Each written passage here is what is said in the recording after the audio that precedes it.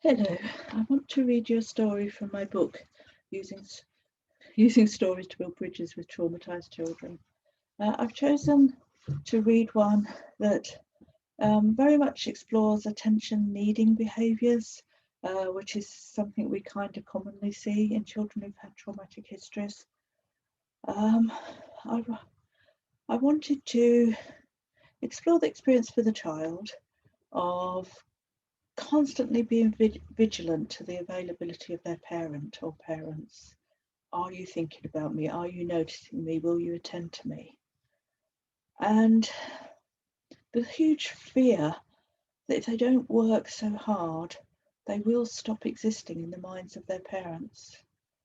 And also thinking about how hard that is for the parents who want to soothe their child, want to reassure their child, want their child to feel that they are available to meet their needs, but the child cannot be soothed and comforted because then the parent might forget them.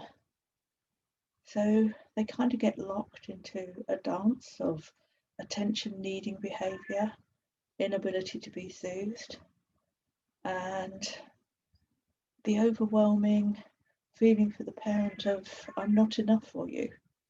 That's what I hope to give some little bit of experience of in my story, The Clockmakers and the Cuckoo Clock.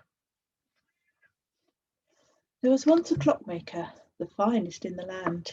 He had learned the craft from his own father, and no one could surpass him in his craftsmanship. However, the clockmaker was growing older, and his eyesight was failing. He knew he would not be able to continue making fine clocks for much longer.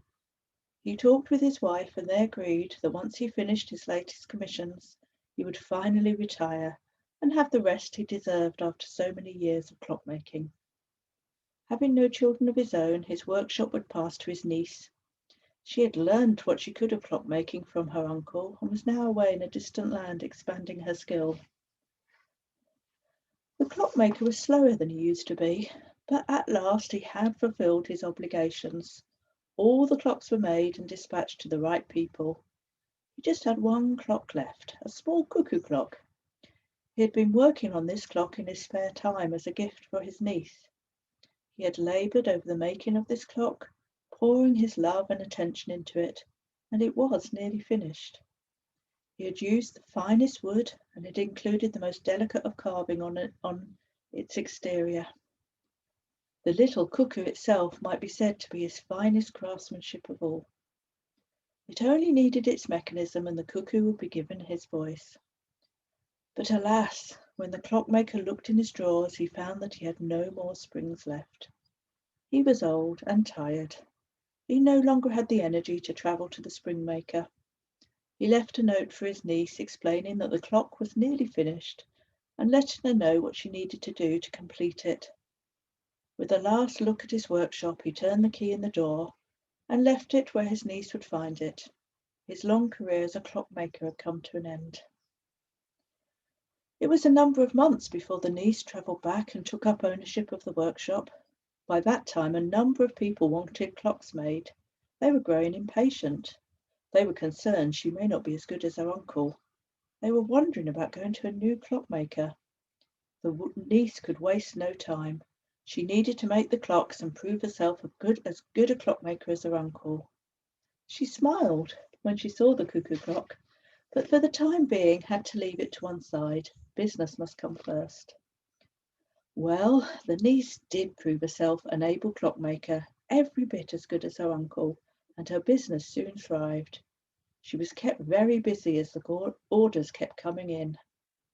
Every so often she noticed the cuckoo clock. She would talk lovingly to it, promising to finish it soon. But it was hard to find the time, such was the pressure of work.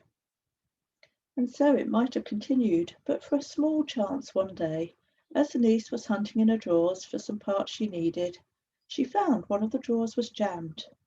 She worked at it until it was freed and discovered that a spring had stopped it opening, the very spring that was needed for the cuckoo clock. This spurred her on. With great care, she finally finished the cuckoo clock and hung it proudly in her workshop. The cuckoo found its voice and proudly sung the hours. The niece spoke to the cuckoo, admiring his colours and admiring his voice, feeling glad that he was there to keep her company while she worked. The cuckoo loved this attention. He had felt very lonely waiting for the clock to be finished. He had waited unnoticed for so long, powerless to do anything to get the attention he needed. But now he had a voice, and the niece loved him at last. The cuckoo was happy, but deep inside he had a gnawing anxiety. He did not want to be abandoned again. He did not want to feel lost and lonely in the clock. He liked being out. He liked having a voice. He feared that the niece would tire of him, and so he used his voice again and again. He chimed the hours, the quarters, the half hour, making sure she remembered him. The niece smiled at this. The cuckoo's song marked the passing of the day. It comforted her as she worked. But still, the cuckoo did not feel safe. A quarter of an hour was a long time to wait for reassurance that he wasn't forgotten. And so he started to sing in between. He sung every 5 minutes, and the gentle cuckoo took on a plaintive note. "Notice me, notice me, notice me," it said. The niece was concerned. She took down the clock and tried to adjust the mechanism, but whatever she did, the cuckoo kept on singing. The niece did not know what to do. She spoke to the cuckoo, gently at first, but then with increasing frustration. She warned him that he could spoil her trade. People would not want clocks made by a clockmaker who could not get her own clock right. The cuckoo, hearing this, just became more anxious. He wanted to stop his endless song. He wanted to please her, but he couldn't stop. He had to be sure she did not forget him. He had to keep up his song. He most feared when customers dropped by the shop. She seemed lost to him then. He sang louder and even more frequently whilst they were there. Soon there were less customers coming to the shop. The niece did not know what to do. The clock was important to her, but so was her trade. She warned the cuckoo that if he could not be quiet, she would have to remove the spring again. And so the threat might have come to pass, except just as she was feeling most desperate, there turned up at her workshop a wise woman seeking a clock of her own. She looked at the clocks on display, admiring them all, and noticed the little cuckoo clock. How could she miss it with the singing the cuckoo was making? Fearing the loss of another customer, the niece tried to explain. The clock had a defect, but it was of sentimental value to her. She would make sure any clock she made for the wise woman would not behave in this way. The wise woman was intrigued and asked the story of the clock. She listened very carefully and then offered some advice. The cuckoo is afraid. He spent a long time in loneliness and darkness. He fears ending up back there. He cannot help but make sure that you are noticing him. But, said the niece, it is the endless singing that is making it so hard for me. I am noticing him, how could I not? But this is going to force me to remove the spring. What he fears will come true if he cannot reduce his singing. And isn't that sad, said the wise woman. You both want the same thing, but the cuckoo's fear is going to come between you, and you will both be lost to each other. You cannot make him stop singing. No pleading, threats, or anger from you will make that happen.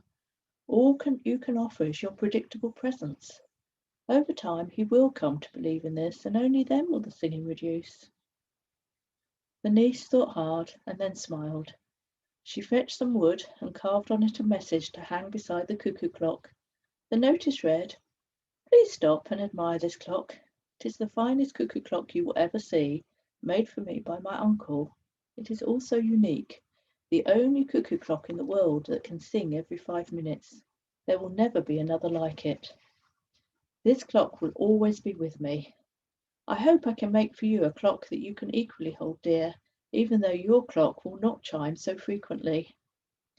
People travelled far and wide to see the unique cuckoo clock. They placed orders for their own clocks, and the niece's own fame spread. The cuckoo could relax, sure now of the niece's love for him. Gradually, the constant singing stopped. It became a conventional cuckoo clock. The niece didn't need the notice any more, but her ordinary cuckoo clock would always be extraordinary to her.